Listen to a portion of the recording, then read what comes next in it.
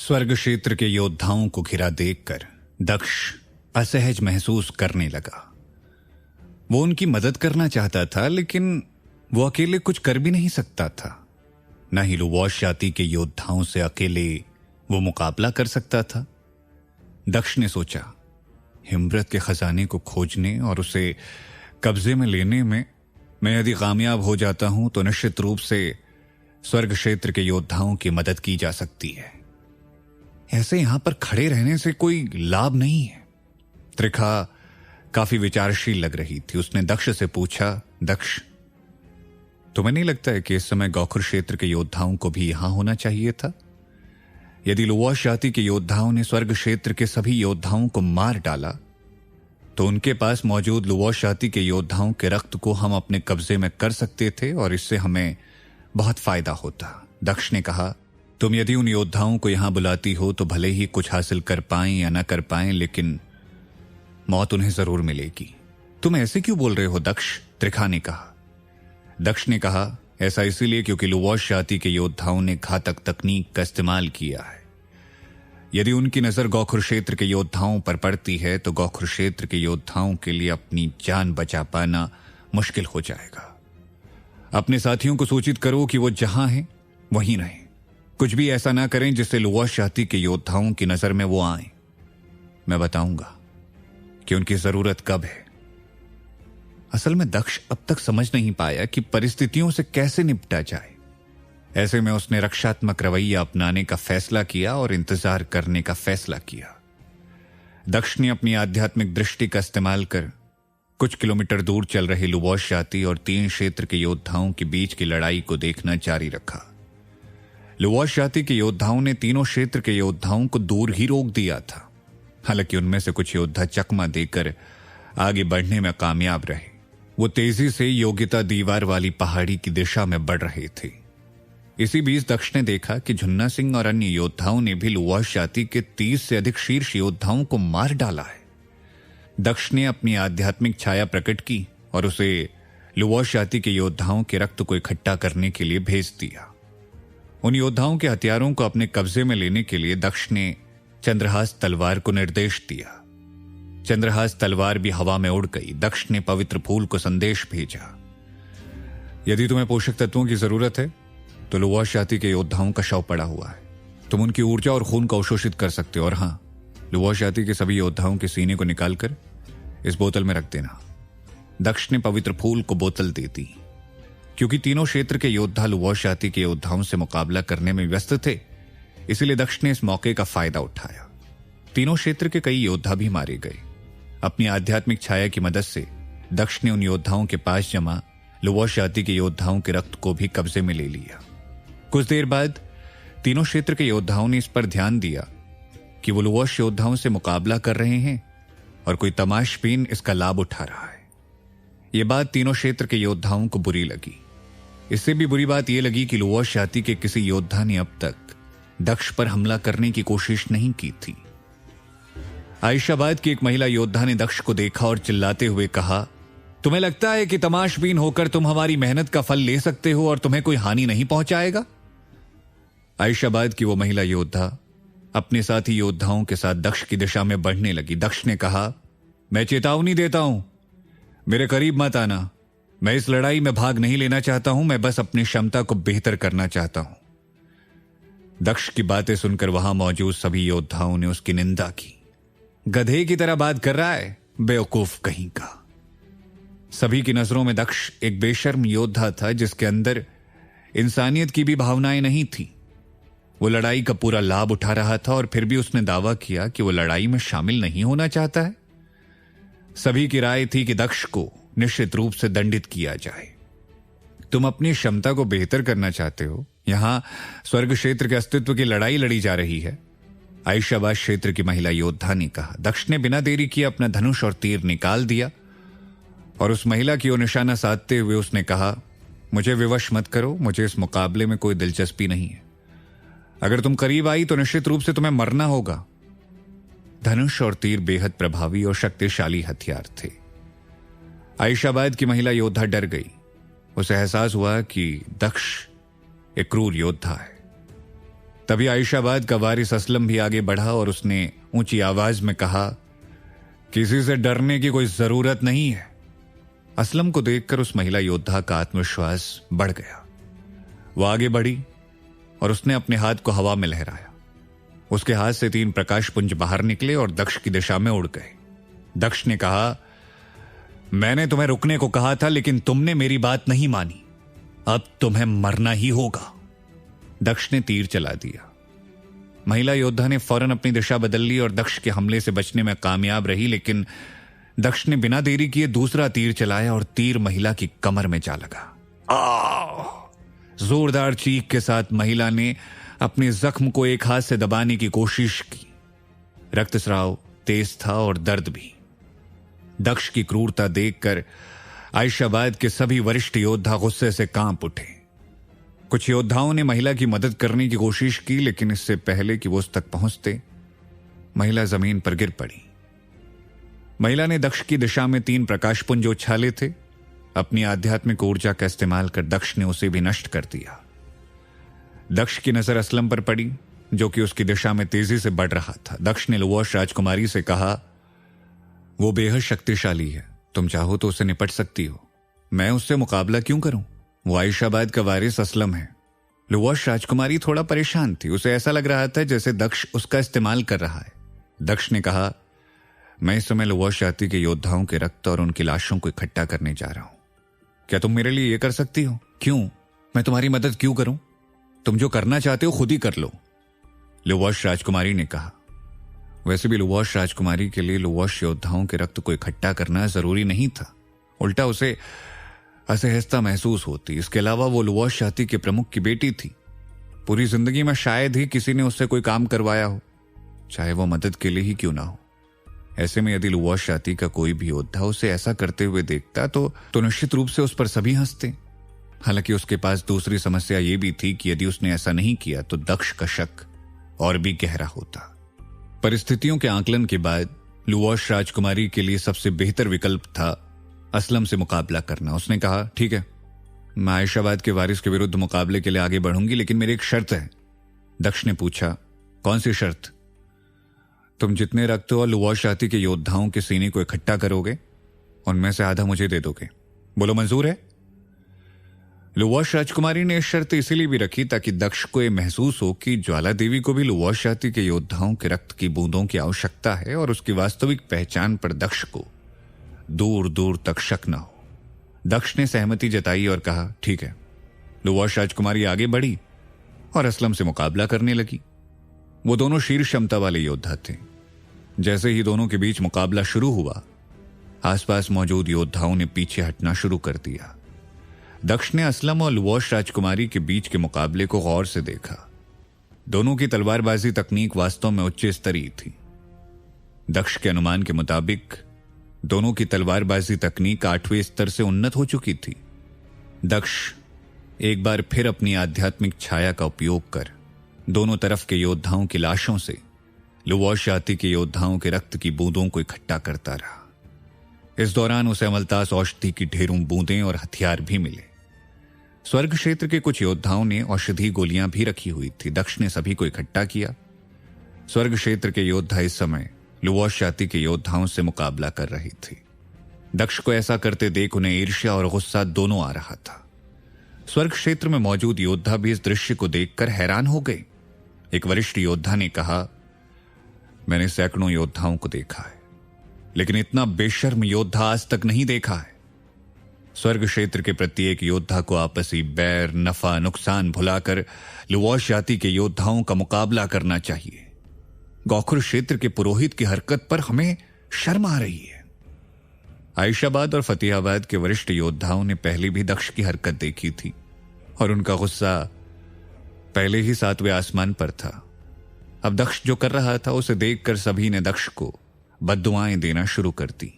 बेहतर होगा कि वो स्वर्ग क्षेत्र में वापस ना ही लौटे, अन्यथा मैं उसके टुकड़े टुकड़े कर दूंगा, एक योद्धा ने कहा। दूसरे ने कहा, योग्यता अंक अर्जित करने के लिए कोई इतना गिर सकता है? ऐसा पहली बार मैंने देखा है। दूसरी तरफ मनीषांक इस दृश्य को देखकर मुस्कुराने लगे। उन्होंने कहा, यह दक्ष काफी दिलचस्प है। इससे नैतिकता और नियम से कोई मतलब नहीं है। ये हमेशा लक्ष्य तक पहुंचने की कोशिश करता है। वाकई दिलचस्प योद्धा है। एक और योद्धा ने कहा, मुकाबला बहुत घातक है। दक्ष ने अब तक भारी मात्रा में लुवाश जाति के योद्धाओं की रक्त की बूंदों को इकट्ठा कर लिया है। झुंझुनू, फतेहाबाद और आयशाबाद क्षेत्र को काफी नुकसान हुआ है। मनीषांक ने कहा, यदि वो योग्यता दीवार को अपने कब्जे में लेने में कामयाब हो जाता है तो निश्चित रूप से गोखुर क्षेत्र को फायदा होगा, अन्यथा हम शीर्ष 3 में स्थान नहीं बना पाएंगे। संजीव हंस ने कहा, सारी बातें अपनी जगह ठीक हैं, लेकिन मेरी वास्तविक चिंता लुवाश राजकुमारी है। वो दक्ष के लिए बहुत बड़ा खतरा बन सकती है। ऐसा ना हो कि सब कुछ हासिल करने के बाद वो दक्ष को ही। गौरवनाथ ने हंसते हुए कहा, चिंता जायज है। लुवाश राजकुमारी बेहद शक्तिशाली है और परिस्थितियां उसके अनुकूल भी हैं, क्योंकि दक्ष इस समय हंस क्षेत्र में है, लेकिन दक्ष के पास सब भी सबसे बड़ी चीज है जिसका उसने अब तक प्रदर्शन नहीं किया है। जब तक वो चीज उसके पास है तब तक हंस क्षेत्र के किसी भी खतरे का सामना करने में वो सक्षम है। एक पल की चुप्पी के बाद गौरवनाथ ने कहा, चिंता की कोई बात नहीं है। वो निश्चित रूप से पहला स्थान भी हासिल करने में कामयाब हो सकता है। उसकी बात सुनकर स्वर्ग में मौजूद गोखुर क्षेत्र के सभी शीर्ष योद्धाओं का हृदय प्रफुल्लित हो उठा। उनमें से किसी ने कभी नहीं सोचा था कि गोखुर क्षेत्र कभी शीर्ष स्थान हासिल करने में कामयाब हो सकेगा। वो सभी केवल अंतिम पायदान पर रहने से बचने की उम्मीद ही कर रहे थे। यदि गोखुर क्षेत्र वास्तव में पहले स्थान पर पहुंच जाता तो अगले कई 100 वर्षों तक गोखुर क्षेत्र को रण क्षेत्र बनना नहीं पड़ता। हालांकि अब भी किसी को भरोसा नहीं था कि गोखुर क्षेत्र पहले स्थान पर पहुंच सकता है, क्योंकि गोखुर क्षेत्र के मुकाबले आयशाबाद, फतेहाबाद, दिलदारगंज और अन्य क्षेत्रों में शक्तिशाली योद्धाओं की संख्या कई गुना अधिक थी। ऐसे में वरिष्ठ योद्धाओं की नजरों में गोखुर का पहले स्थान पर पहुंचना व्यवहारिक रूप से असंभव था। स्वर्ग क्षेत्र का एक भी योद्धा कभी सोच भी नहीं सकता था कि गोखुर क्षेत्र पहला स्थान प्राप्त कर सकता है।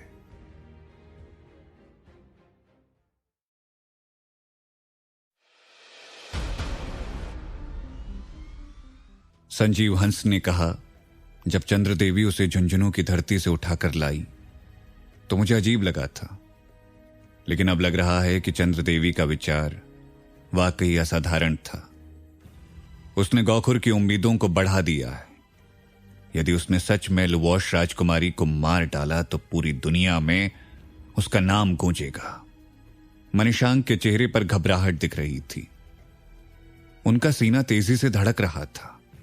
वो परिणाम जानने के लिए बेहद उत्सुक दिख रहे थे।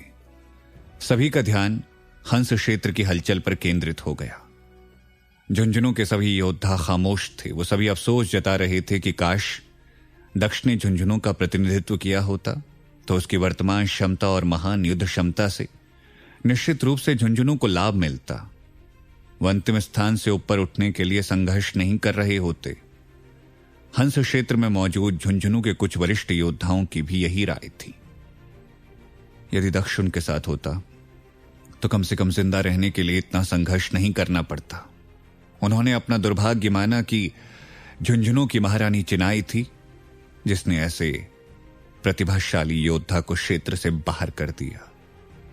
लुवाश योद्धाओं के खिलाफ तीनों क्षेत्र के योद्धाओं ने मुकाबले को तेज कर दिया। हर सेकंड एक योद्धा की मौत हो रही थी। दक्ष अब भी लड़ाई में शामिल नहीं हुआ। इसके बजाय उसने लुवाश जाति के योद्धाओं के शव को इकट्ठा करना जारी रखा। इस काम में त्रिखा ने भी उसकी मदद की। दोनों पक्ष के मारे गए योद्धाओं के शवों से हथियार, अमलतास औषधि की बूंदें और अन्य युद्ध संसाधनों को वे इकट्ठा कर रही थी। हालांकि उसने कभी सोचा भी नहीं था कि किसी खतरनाक युद्ध के बीच, युद्ध के मैदान में वो ऐसा काम कर रही होगी। लुवाश जाति के योद्धाओं के रक्त की बूंदें आसानी से इकट्ठा हो रही थी। दक्ष के इस व्यवहार से सुहासिनी गुस्से में थी।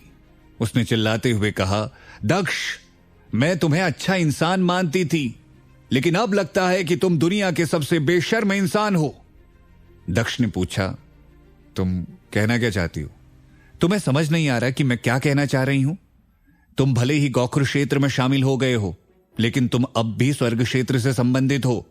लुवाश जाति के योद्धाओं से युद्ध चल रहा है। तुम्हें इसमें शामिल होना चाहिए था, दुश्मनों को मारना चाहिए था, और तुम।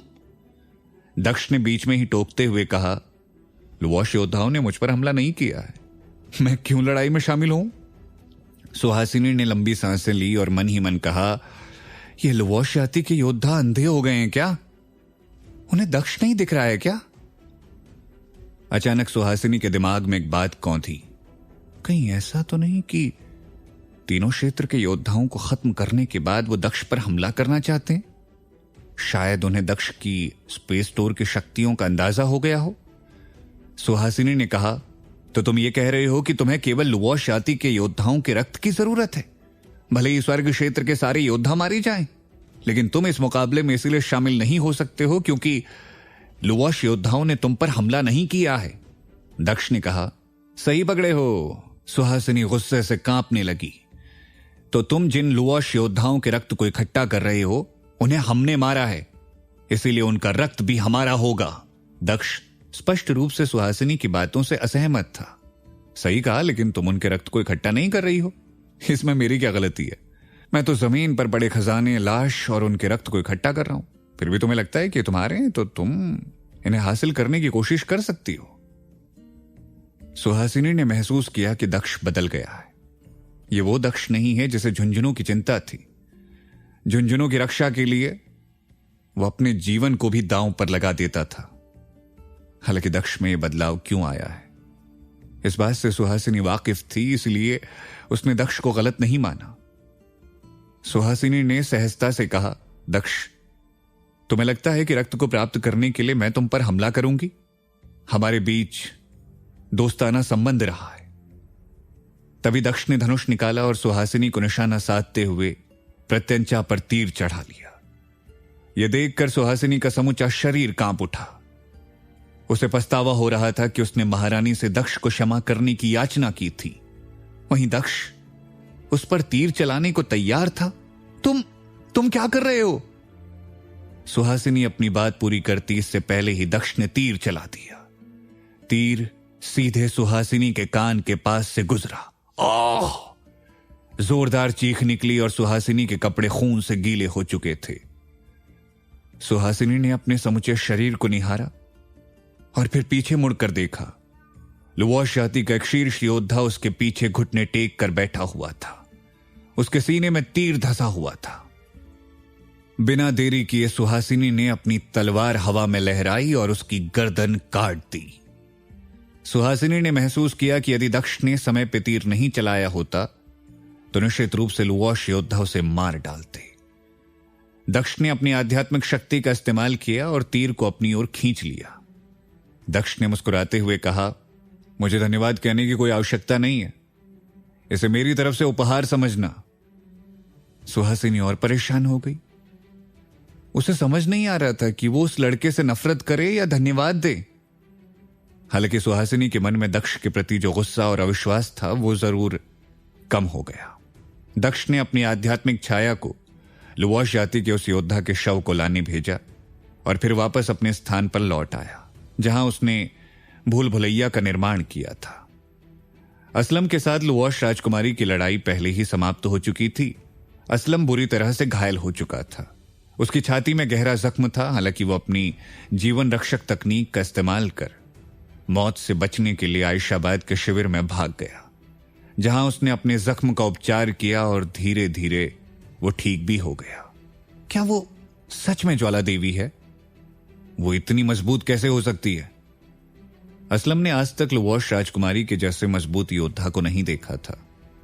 असलम वापस लौटा, लेकिन लुवाश राजकुमारी से मुकाबला करने की उसकी हिम्मत नहीं हो रही थी। हृदयांशु भी लुवाश राजकुमारी की क्षमता से परिचित था। वो भी शक्तिहीन महसूस कर रहा था। दोनों वारिसों ने अपने अपने क्षेत्र के योद्धाओं से कहा, इस समय ज्वाला देवी से मुकाबला करने या उसे भड़काने की आवश्यकता नहीं है। हम पहले लुवाश योद्धाओं पर ध्यान केंद्रित करें। उन्हें खत्म करने के बाद सभी मिलकर ज्वाला देवी से मुकाबला करेंगे तो निश्चित रूप से उसे खत्म कर सकते हैं। असलम ने कहा, लुवाश जाति के योद्धाओं ने सबसे मजबूत युद्ध तकनीक का इस्तेमाल किया है। जब तक हम उनके 81 योद्धाओं के सभी 36 समूहों को नष्ट नहीं करते हैं तब तक हम उन पर हावी नहीं हो सकते हैं। हम एक योद्धा को मारते रहेंगे, दूसरा कोई उनकी जगह लेकर 81 योद्धाओं के गठन को पूरा करता रहेगा। हृदयांशु ने कहा, 81 योद्धाओं के गठन को नष्ट करने के लिए हमें दिव्य अस्त्रों की आवश्यकता होगी। असलम ने समझाते हुए कहा, इतनी जल्दी दिव्य अस्त्रों का इस्तेमाल करना उचित नहीं होगा। हृदयांशु ने कहा, मेरे पास कुछ ऐसी तकनीकें हैं जिसका इस्तेमाल कर हम 1-2 समूहों को नष्ट कर सकते हैं, लेकिन इसके लिए अन्य योद्धाओं को मेरी सुरक्षा करनी पड़ेगी और साथ ही आध्यात्मिक शक्तियों से संपन्न 5 योद्धाओं को मेरे साथ अपनी आध्यात्मिक ऊर्जा को एकीकृत करना होगा। असलम को हृदयांशु की रणनीति अधिक कारगर लगी।